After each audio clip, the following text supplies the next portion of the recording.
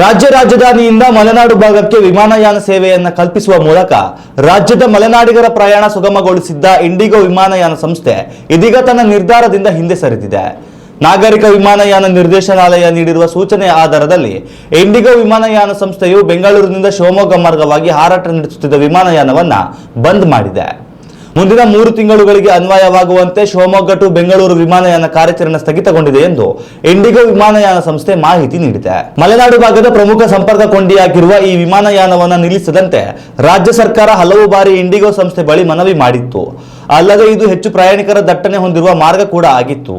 ಆದರೆ ಪೈಲಟ್ಗಳ ಕೊರತೆಯಿಂದಾಗಿ ಇಂಡಿಗೋ ಈ ನಿರ್ಧಾರಕ್ಕೆ ಬಂದಿದೆ. ಕೇವಲ ಶಿವಮೊಗ್ಗ ಮಾತ್ರವಲ್ಲದೆ ಕಡಿಮೆ ದೂರ ಹೊಂದಿರುವ ಅನೇಕ ವಿಮಾನಯಾನಗಳನ್ನು ಬಂದ್ ಮಾಡಲಾಗಿದೆ. ಬೆಂಗಳೂರು ಟು ಶಿವಮೊಗ್ಗ ವಿಮಾನಯಾನ ಉಡಾನ್ ಯೋಜನೆ ವ್ಯಾಪ್ತಿಗೆ ಒಳಪಡುತ್ತಿರಲಿಲ್ಲ.